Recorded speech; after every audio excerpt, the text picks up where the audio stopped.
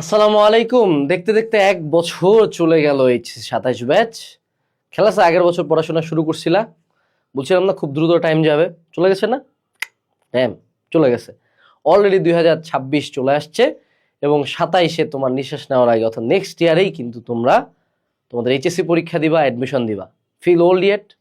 আচ্ছা, চিন্তার বিষয় নাই, আমরা আছি। আজকের এই ভিডিওতে তোমার 2027 সালের শুরু থেকে আসলে কিভাবে পড়াশোনা করবা, কি কি প্ল্যান করবা, সবকিছু নিয়ে আমরা আলোচনা করব। ডিয়ার এইচএসসি 27 ব্যাচ, অলরেডি উত্তেজনা কিন্তু মিনিমামে নামে আসছে, তাই না? শুরু থেকে যতটা এনার্জি ছিল, সময় যাওয়ার সাথে সাথে এনার্জিগুলো অনেক কমে গেছে এবং সামনে আরো কমবে, কিন্তু এনার্জিটাকে আমাদেরকে আরো একবার ব্যাক আনতে হবে। ঠিক আছে, আমরা প্রথমে এই ভিডিওটা শুরু করে একটা কোশ্চেন দিয়ে।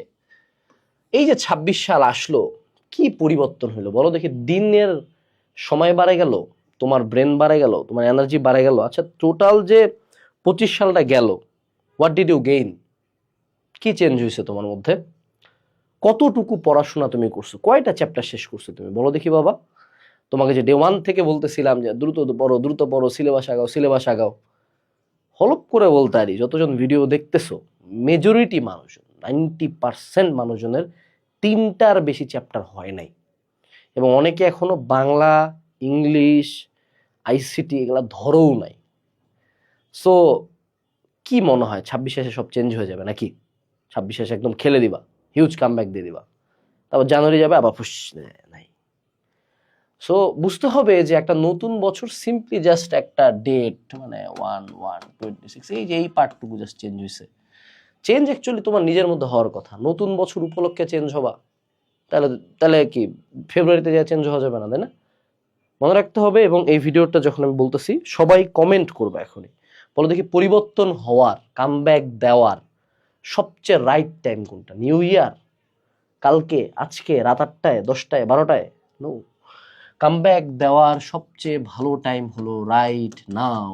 সবাই কমেন্টে লেখো, যদি কামব্যাক দিতে চাও কমেন্টে লেখো রাইট নাও। তাহলে প্রথম কাজ তোমার। অর্থাৎ তুমি যদি 2026-এ পরিবর্তন চাও, পরিবর্তনটা তুমি নিজেই, পরিবর্তনটা তোমার ডেইলি হ্যাবিটস।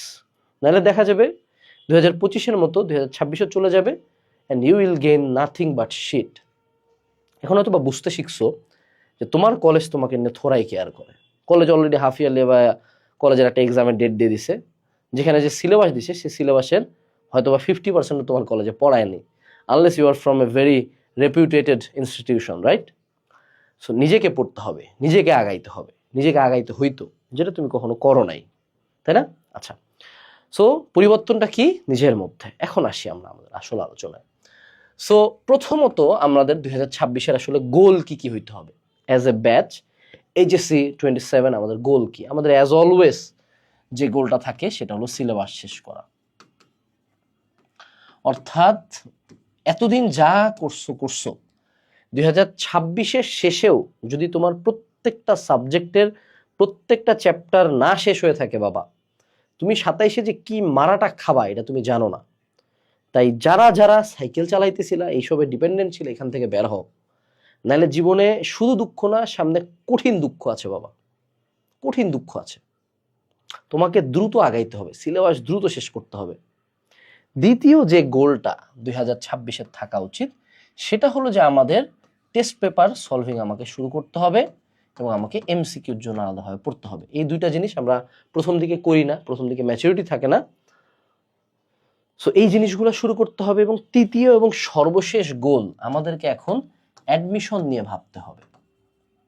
অর্থাৎ এখনো যদি তুমি ফিক্স না করতে পারো যে তুমি বুয়েটের কোচিং করবা না, মেডিকেলের কোচিং করবা না, ভার্সিটি ইউনিটের কোচিং করবা না, ডি ইউনিটের করবা, তো দুটো সিনারিও আছে, হয় তুমি 3টাতেই চান্স পাবা, না হয় তুমি একটাতেও চান্স পাবা না।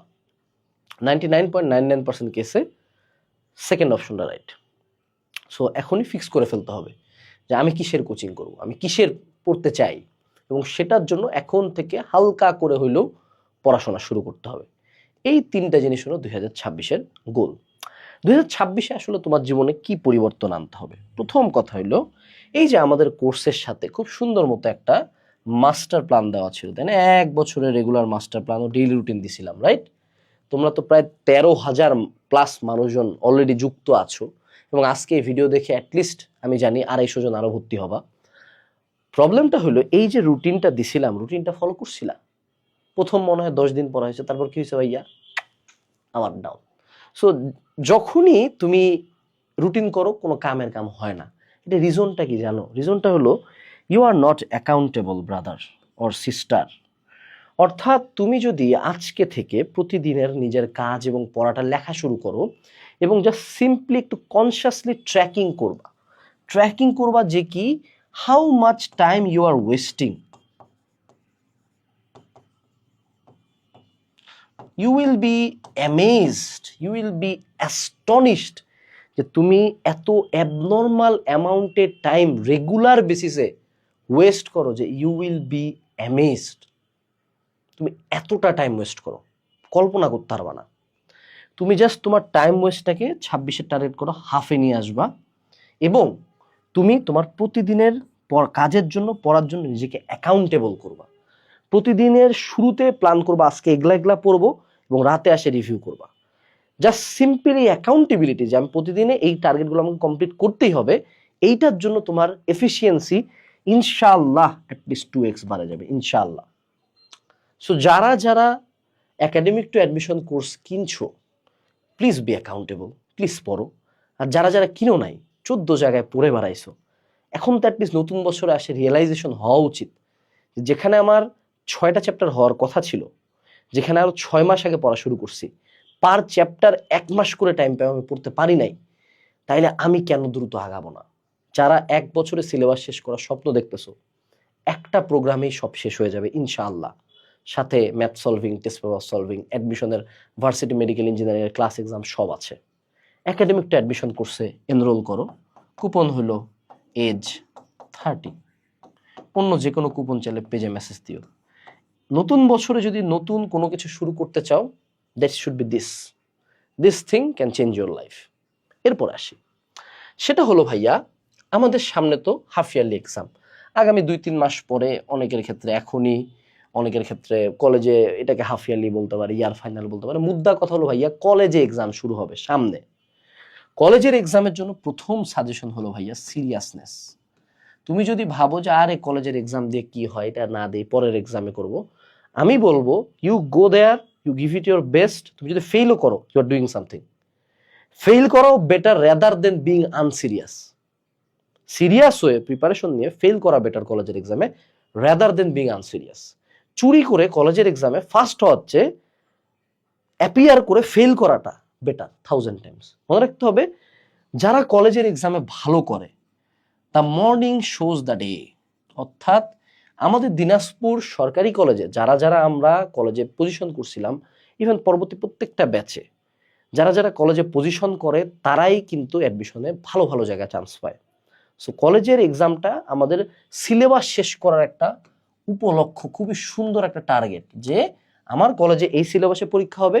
তোমার টার্গেট হবে আল্লাহ যদি তোমার হায়াত রাখে থাকেন, উনি যদি তোমার হায়াত রাখে, তাইলে আমাকে এগুলা কমপ্লিট করে পরীক্ষাটা আমি দিবই। এবং কলেজের টার্গেট হবে যে আমি কলেজে টপ করব, যেভাবে হয় হোক। অ্যাটলিস্ট টপ টার্গেট করলে অ্যাটলিস্ট কাছাকাছি যাবা। কলেজের এক্সামে কিভাবে ভালো করা যায়, আমাদের খুব সিম্পল সাজেশন দিব, মনে রাখবা। এই একটা কাজ করো বাবা, আমি জাস্ট তোমাকে 2টা জিনিস দেখাই দিব, জাস্ট 2টা জিনিস দেখাই দিব, 100 কলেজ কোপাই দিয়ে আসবা। তুমি কলেজের পরীক্ষায় যদি ভালো করতে চাও, যে সকল চ্যাপ্টার আছে না, তোমাদের একাডেমিক টু অ্যাডমিশন কোর্সে তুমি কিছু ক্লাস পাবা, টেস্ট পেপার সলভিং। তুমি সিম্পলি টেস্ট পেপার সলভিং এর ক্লাসগুলো করে যাও, কোপায় ভাঁজ করে রাখে দিয়ে আসবা। আরেকটা যেটা, সেটা হলো তোমাদের কলেজে এই কোর্সের মধ্যে দেখবা ভার্সিটি এ ইউনিটের অ্যাডমিশন ক্লাস আছে, এগুলা হলো তোমার এমসিকিউ প্রিপারেশন ক্লাস। এই ক্লাসগুলো করে যাওয়া। 25-এর মধ্যে ইনশাআল্লাহ 15 আপ থাকবে, 20 আপ থাকবে ইনশাআল্লাহ। সর্বশেষ যেটা সাজেশন, সেটা হলো ইংলিশ ফার্স্ট পার্ট এবং সেকেন্ড পার্টের অ্যাটলিস্ট 20টা করে 40টা মডেল কোশ্চেন সলভ করে যাওয়া, যে কোনো জায়গা থেকে। তোমার যদি এই 3টা সিম্পল পয়েন্ট তুমি কোর্স থেকে করে যাও, 100% ইনশাআল্লাহ কমপ্লিট হয়ে যাবে। কলেজের এক্সাম ভাঁজ করে দিয়ে আসবা। কলেজের এক্সামে স্যারেরা কিচ্ছু করে না, জাস্ট বিগত বছরের কোশ্চেন থেকে প্রশ্ন তুলে দেয়, আর কিচ্ছু করে না। মেজরিটি কলেজে এটা করে। হ্যাঁ, কিছু কলেজ খুব ইউনিক কোশ্চেন্স করে। If you are talking about NDC, HCC, তাহলে দ্যাটস এ ডিফারেন্ট স্টোরি। ওগুলোর ক্ষেত্রে ইউনিকনেস লাগবে, থিওরি ডেপথ লাগবে, স্টিল ওই কোশ্চেনগুলো টেস্ট পেপার মেডিজি থেকে আসবে মেজরিটি। সো কলেজে যারা ভালো করতে চাও এই ফিচারগুলোতে ফোকাস দিও, ঠিক আছে? আচ্ছা, এরপরে আমরা একটু সাবজেক্ট ওয়াইজ চ্যালেঞ্জেস নিয়ে কথাবার্তা বলি। তোমাদের এখন তো মেইন কনসার্ন হলো physics, chemistry, math and biology, right? ম্যাথের ক্ষেত্রে এখন থেকে যেটা শুরু করবা সেটা হলো ভাইয়া টাইপ ওয়াইজ সলভিং। অর্থাৎ তুমি যাতে কেতাবের বইয়ের প্রতিটা চ্যাপ্টারের প্রতিটা টাইপ বুঝতে পারো যে এই টাইপটা এমনে করব, তাহলে এখন থেকে তোমার যেটা হবে 2000 ম্যাথ কমে 200টাতে আসবে। প্রতি ম্যাথে 10টা করে উদাহরণ থাকলে একটার ম্যাথ পারি, তার মানে বাকি 10টাই পারবো। এইটা শুরু করবা এখন থেকে। তুমি বায়োলজির ক্ষেত্রে যেটা শুরু করবা যে কোশ্চেন অ্যান্সার আকারে পড়বা। বায়োলজি তুমি বুঝতেই পারতো যে সিকিউ আকারে আসে না, ডিরেক্ট প্রশ্ন দেয়, উত্তর লিখতে হয়। সিকিউ থাকলেও আলটিমেটলি উত্তর এমনি আসে। সো আমাদের একটা বই আছে বায়োলজি নোটস, কি মানে বায়োলজি নোটস, ওই বইটা ঠাটা মুখস্থ করো, বায়োলজি পার। এমসিকিউর জন্য মূল বই পড়তে হবে, সমস্যা নাই সেটা। ফিজিক্স আর কেমিস্ট্রির ক্ষেত্রে এখন থেকে যেমন থিওরি ক্লিয়ার করবা, এইটা নিয়ে কোনো কনফিউশন নেই যে থিওরি ক্লিয়ার করতে হবে, no doubt about that. But আরেকটা কাজ শুরু করো বাবারা এখন থেকে, you will thank me later very soon. এই যে Q&A সেশন আছে না, এটা তো তুমি দেখো আমি সব জায়গায় মার্কেটিং করি এটার, হ্যাঁ? সো এই যে Q&A এইচএসসি সাজেশন বইটা, এখানে তুমি প্রতি চ্যাপ্টারের সবচেয়ে ইম্পর্টেন্ট টপিকসগুলো দেখতে পাবা। যে কোনো একটা চ্যাপ্টার যদি আমরা বের করি, সে টু সে দিস ওয়ান, যে কত কত সালে কোন কোন কোশ্চেন আসছে এই চ্যাপ্টার থেকে, জাস্ট সিম্পলি ফিজিক্স কেমিস্ট্রিতে টপিক ওয়াইজ অ্যানালাইসিস করো। অর্থাৎ এখন থেকে চুজ করবা যে আমি সবই পড়বো, but I should be strong on the important topics. এই কাজগুলো করলে তুমি দেখবা যে তোমার 4টা সাবজেক্ট ড্রাস্টিক্যালি ইমপ্রুভ হচ্ছে। আইসিটির জন্য এখন থেকে আইসিটির এমসিকিউ এর উপর ফোকাস দাও, সিকিউ পার হয়ে যাবা, সিকিউ আইসিটি নোট পড়লে হয়ে যাবে। ইংলিশ ফার্স্ট আর সেকেন্ড পেপারের জন্য এখন থেকে মডেল কোশ্চেন দেওয়া শুরু করো, অ্যাটলিস্ট সপ্তাহে 2টা করে মডেল টেস্ট দাও। বাংলা প্রথম পত্রের জন্য মূল বই রিডিং পড়ো, গাইড বই থেকে এমসিকিউ পড়ো। বাংলা দ্বিতীয় পত্রের জন্য সিম্পলি কিউএনএ সমন্বিত বাংলা দ্বিতীয় পত্র আছে, এই একটা বই পড়ে যাও ভাই, আর কিচ্ছু লাগবে না। এখানে যা যা বললাম প্রায় সবগুলা ম্যাটেরিয়ালস এই কোর্সের ভিতরে আছে, ইনশাআল্লাহ সবগুলো আছে এখানে, যা যা বলছি সব আছে, ঠিক আছে? সো সাবজেক্ট ওয়াইজ এই চ্যালেঞ্জেসগুলো একটু ফাইট করার চেষ্টা করো। এরপরে আমরা 2026 সালের একটা মাস্টার প্ল্যান রুটিন করি। চলো 26 সালে আসলে আমরা কিভাবে পড়বো।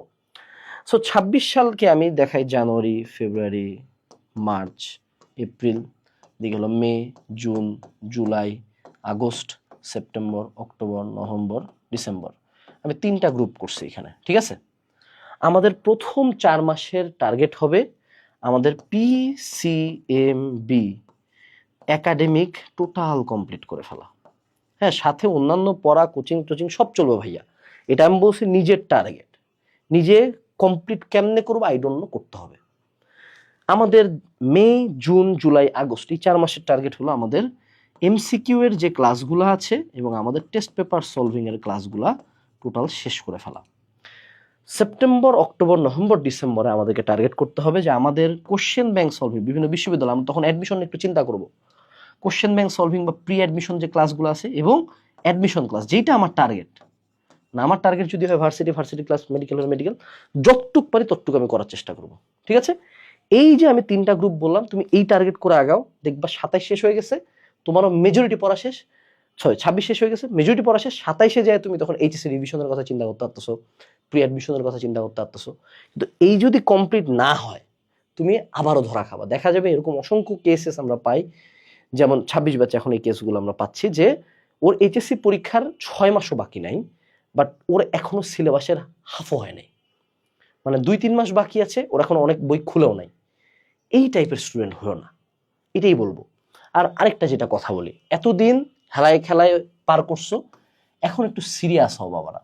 তোমাদেরকে সিম্পলি জাস্ট জানা রাখি, বাংলাদেশের সব পাবলিক মিলায় সিট হার্ডলি 40,000 থেকে 50,000। আর যারা বুয়েট মেডিকেল ঢাবি স্বপ্ন দেখো, বুয়েট মেডিকেল ঢাবি মিলায় টোটাল সিট 8,000 থেকে মাত্র 10,000। তোমাদের ব্যাচে এইচএসসি পরীক্ষা সায়েন্স থেকে দিবে 2.5 লাখ মানুষজন, 2.5 লাখ।